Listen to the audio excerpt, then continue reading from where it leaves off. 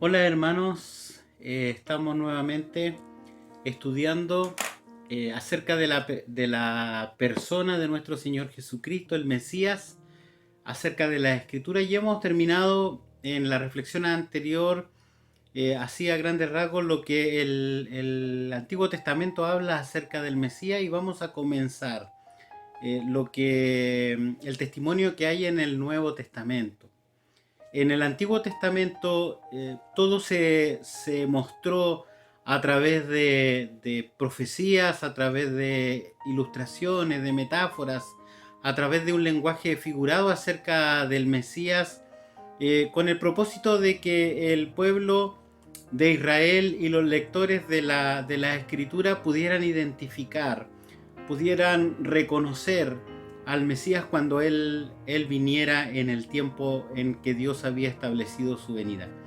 Y también eso servía como advertencia para reconocer a falsos Mesías, a falsos Cristos, que también podían levantarse y engañar. Así es que los profetas hablaron guiados por el Espíritu Santo, dejando las señales, dejando las características del Mesías, dejando lo que iba a ser el Mesías, sus palabras, sus obras, sus actos. Hay mucha información acerca de esto. Nosotros pudimos ver solo algunas cosas, quizás las más claras, pero hay otras que también traen mucha luz acerca del Mesías. Entonces, cuando los profetas terminaron de hablar, termina el profeta Malaquías hablando que Dios iba a enviar un mensajero y que Dios mismo iba a venir. Y luego ahí se produce unos 400 años de silencio en que se le llama años de silencio en que Dios no reveló ni mostró nada a través de sus profetas, algo que haya quedado escrito por lo menos en su palabra. Y esto se conoce como este periodo, estos años de silencio, en que había una expectativa. El pueblo de Israel estaba siendo esclavo, había retornado desde el cautiverio y estaban tratando de tomar nuevamente la identidad nacional como pueblo de Dios, ¿cierto? El pueblo de Israel. Y estaban allí bajo esclavitud del pueblo romano, cuando un ángel visita a Zacarías y a Elizabeth y les dice que van a tener un hijo, y ese hijo va a ser Juan el Bautista. También un ángel visita a una joven llamada María y le dice que ella ha sido la bendecida en ser la madre del Salvador. Y esto es lo que cada judío, lector de la Escritura, amante de Dios, estaba esperando.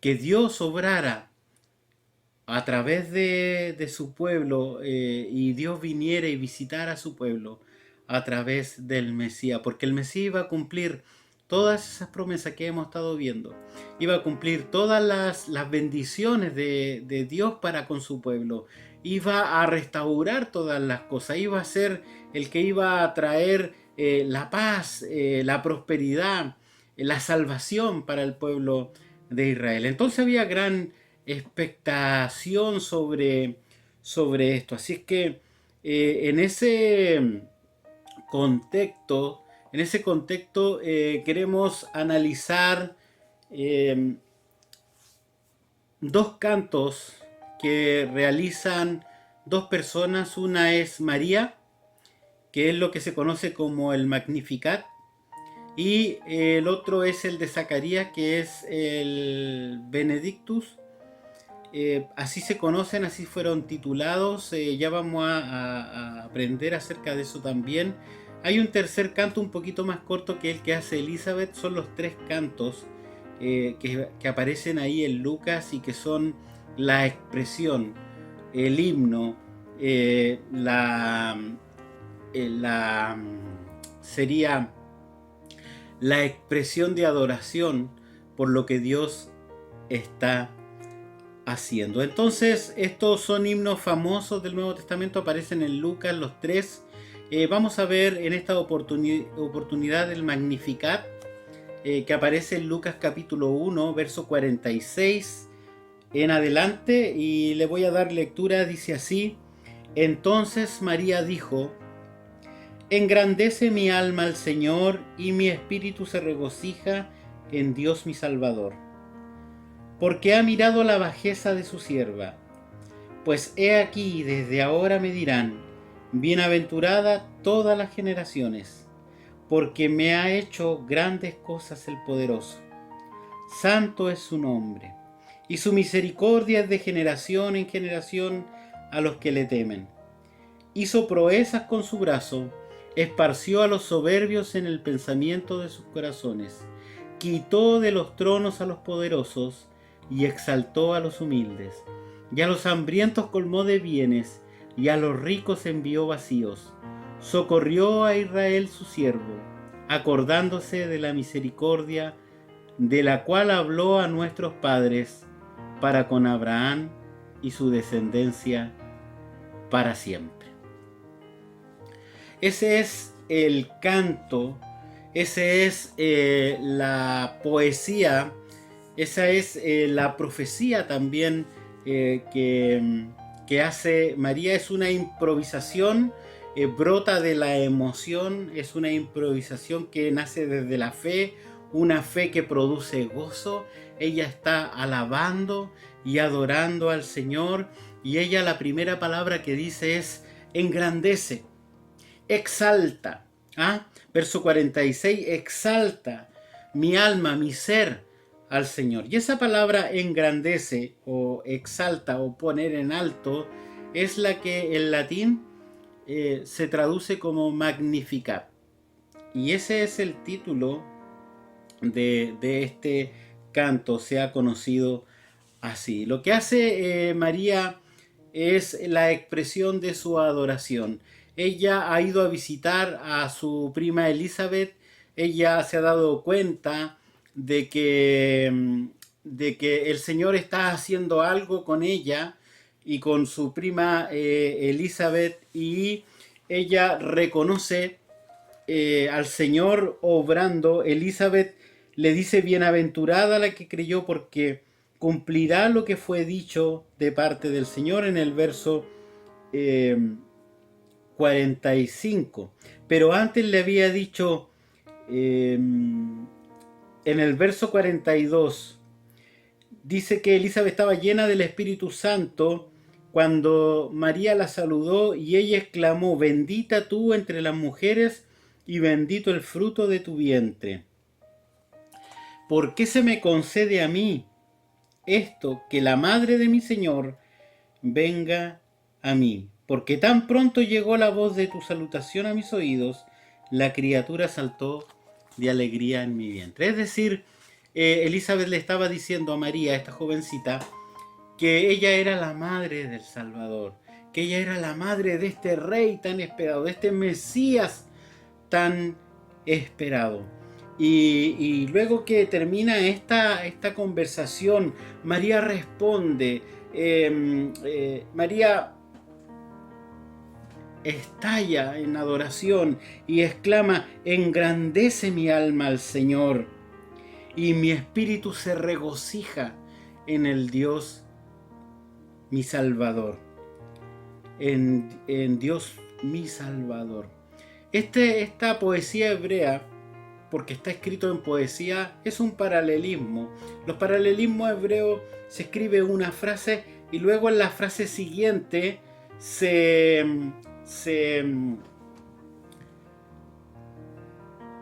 puede contradecir, o se puede aún agregar más detalles de la primera frase. La primera frase es: engrandece mi alma al Señor. Ella está diciendo exaltemos, que mi ser exalte al Señor. Y la segunda frase es, mi espíritu se regocija en Dios mi Salvador. Habla del alma y habla del espíritu.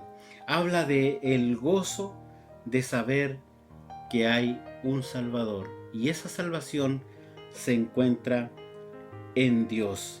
Estos pasajes expresan el sentir que tuvo María, el sentir que tuvo esta joven al saber que ella era la madre del Salvador.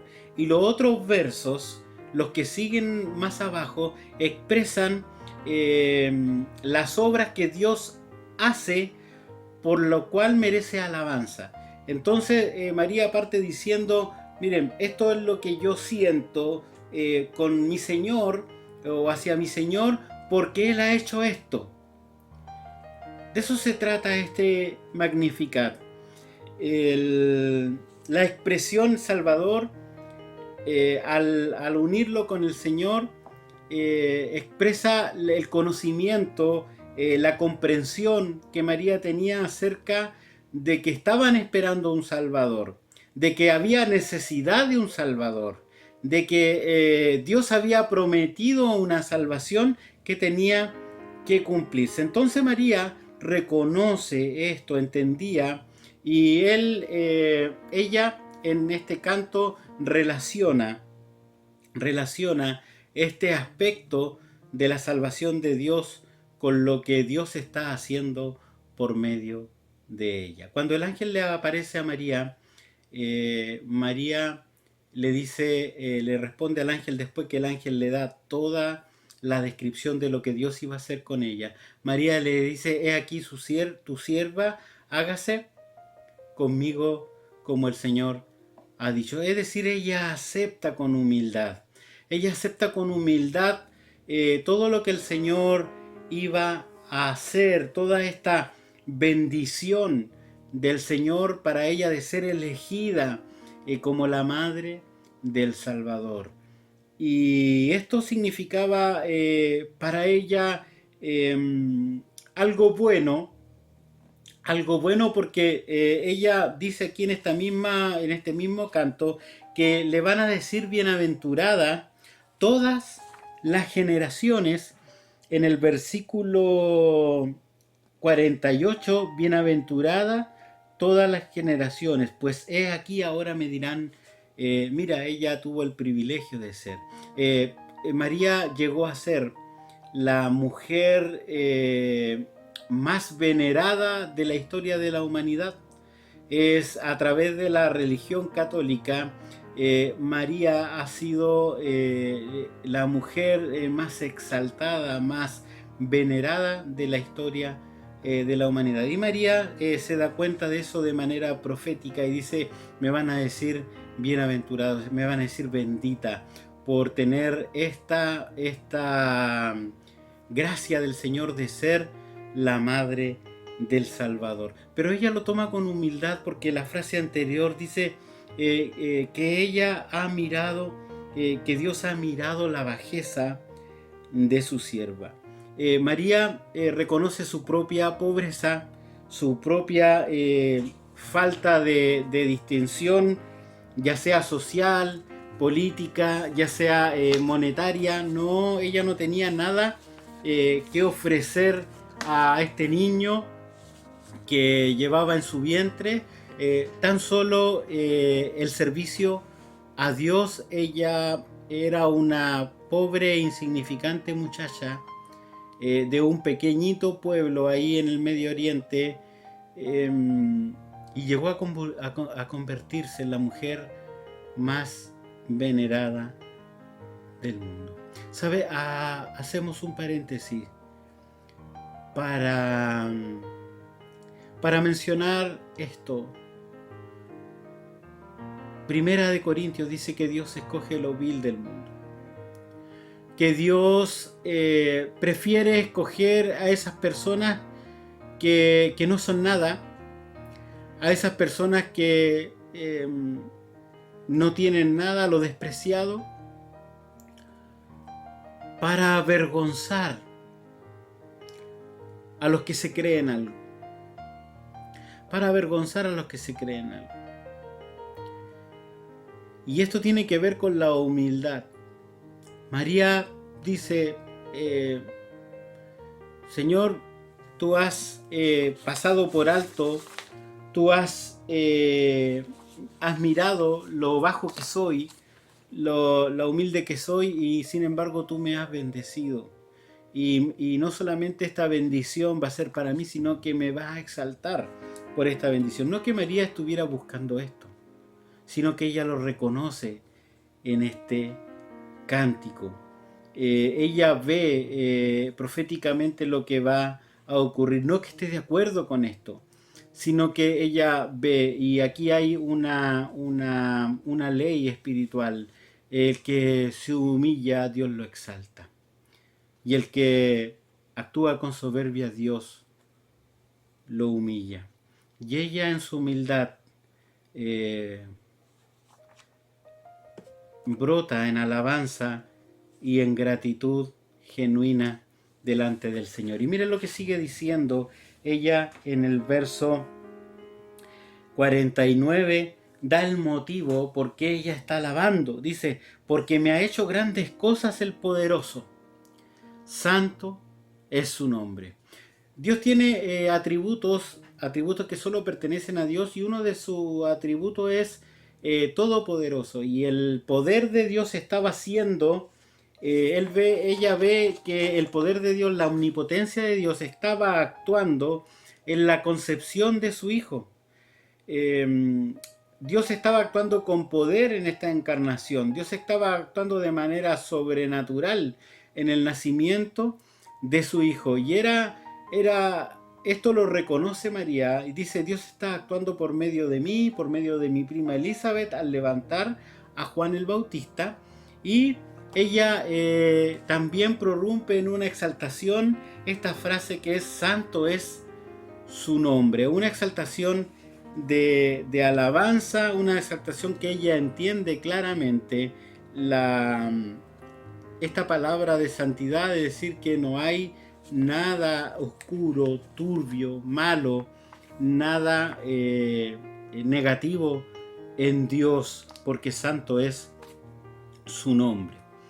Y después cita un versículo que aparece en Salmo, dice, su misericordia de generación en generación a los que le temen. Ella está citando un salmo, está citando la escritura, está recordando las promesas del Señor en el versículo 50.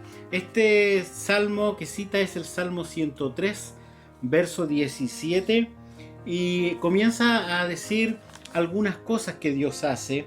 Versículo 51, hizo proezas con su brazo, esparció a los soberbios en el pensamiento de sus corazones, quitó de los tronos a los poderosos y exaltó a los humildes. Eso hizo el Señor en el pasado, y el Señor lo va a seguir haciendo, porque el Señor cumple su plan.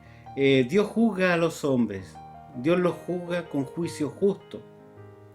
Dios derriba a los poderosos, Dios exalta a los humildes, pero Dios mira de lejos al altivo. Y esta es la exaltación, la ilustración más clara de lo que significa acercarse a Dios.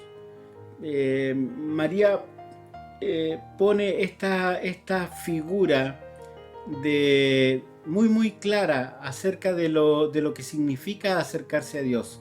Tenemos que acercarnos con un corazón humilde, tenemos que humillarnos delante del Señor, tenemos que reconocer nuestra bajeza delante del Señor para que el Señor nos exalte. No podemos llegar diciendo, mira aquí, Señor, mira quién soy yo, mira lo que te traigo.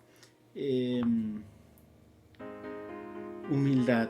Y María pone, mirando el Antiguo Testamento, él dice, bueno, el Señor actúa de esta manera. El Señor quita a los que se creen poderosos, quita a todas estas personas de su vista, sin embargo, Él exalta a los humildes, a los que no tienen nada, a los que no son nada, el Señor los exalta. Él vino a buscar y a rescatar lo que se había perdido. A los hambrientos colmó de bienes y a los ricos envió vacío. Socorrió a Israel su siervo, acordándose de la misericordia. Nuevamente cita otro salmo, Salmo 98:3, y de la cual habló a nuestros padres, para con Abraham y su descendencia para siempre. Lo que hace María, es decir, estaba escrito en nuestros antepasados.